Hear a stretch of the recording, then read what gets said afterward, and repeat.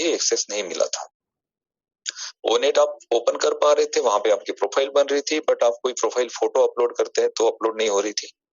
आप कोई पोस्ट करना चाहते हैं तो पोस्ट नहीं हो रही थी। आप कोई ब्लॉग पोस्ट लिखना चाहते हैं तो वो सबमिट नहीं हो रही थी। ये इश्यूज थे क्योंकि एक्सेस नहीं मिले थे आपको। क्योंकि जब कोई नई वेबसाइट लॉन्च होती है और उस वेबसाइट के साथ पब्लिक जुड़ी होती है, मीन्स पब्लिक के लॉगिन डिटेल वहां पे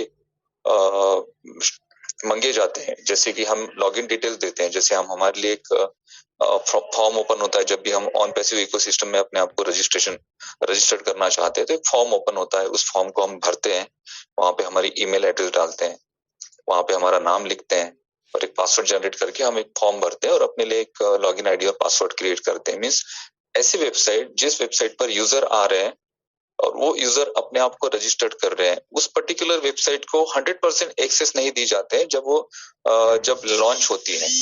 लॉन्च मीन्स जब वो अर्ली स्टेज पे होती है वेबसाइट। तो इस वजह से ऑन पैसिव इकोसिस्टम के जो एक्सेस हैं सारे लोगों को नहीं दिए गए थे।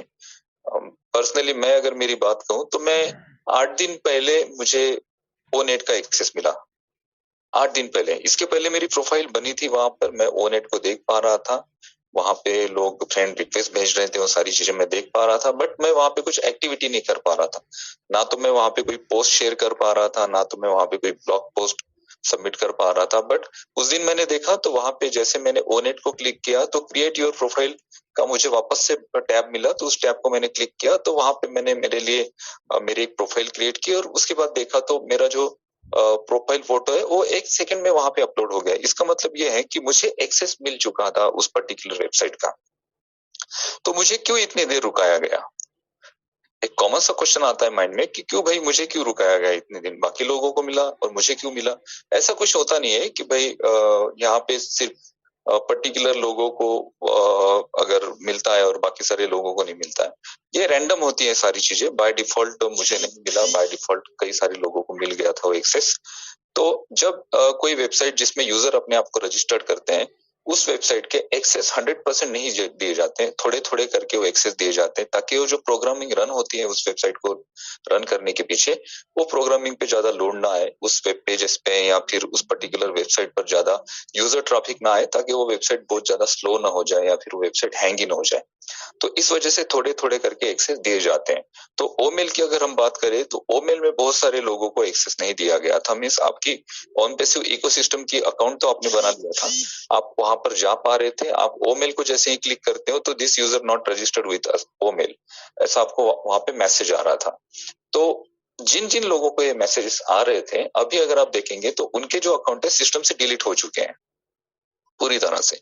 और ये 2-3 दिनों में मैं बहुत सारी क्यूरीज जो है ना वो हम सुन पा रहे हैं, या फिर बहुत सारी क्यूरीज हमें आ रही है कि हमारा जो ओमेल का अकाउंट है वो पूरी तरह से अभी बंद हो चुका है। मीन्स हम ऑन पैसिव इकोसिस्टम में लॉगिन नहीं कर पा रहे।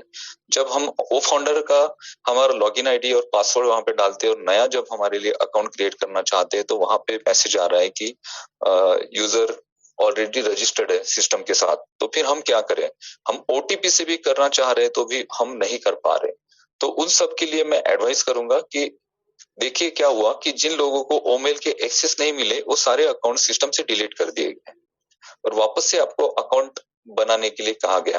कुछ लोगों ने वापस से अपने अकाउंट बनाए और वो ऑन पैसिव इकोसिस्टम में एक्सेस उनको मिला। ऑन पैसिव इकोसिस्टम में वो लोग जा चुके हैं, अपना ओमेल वहां पे यूज कर रहे हैं, ऑन पैसिव इकोसिस्टम को यूज कर रहे हैं। कुछ लोगों को अभी तक नहीं मिला।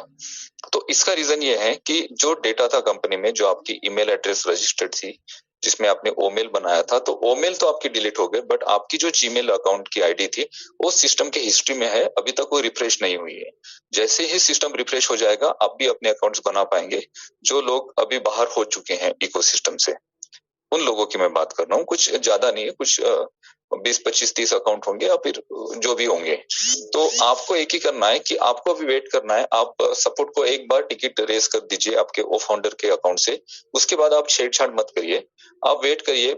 ये बाय डिफॉल्ट सिस्टम की तरफ से ही इन चीजों को ठीक किया जाएगा। अगर नहीं ठीक किया जाता है तो उसके बाद फिर आप एक टिकट रेस कर सकते हैं 10 दिनों में, 15 दिनों में। बट मुझे ऐसे लगता है कि 2 से 3 दिनों में आने वाले 10 तारीख के पहले पहले जो लोग अपने इकोसिस्टम से बाहर हो चुके हैं वो एंटर हो जाएंगे। यहाँ पे पैनिक होने की, घबराने की या फिर परेशान होने की यहाँ पे कोई बात नहीं है। तो ये एक ज़रूरी बात थी जो आपसे मैं कहना चाह रहा था। अभी हम बात करते हैं इंटरनेट की, हम बात करते हैं एक्सेस की। इंटरनेट पर जब हम एक्सेस लेना चाहते हैं, किसी वेबसाइट पे जाना चाहते हैं, तो सबसे ज़रूरी क्या होता है? हमारी इंटरनेट स्पीड। हमारी इंटरनेट स्पीड कैसी है?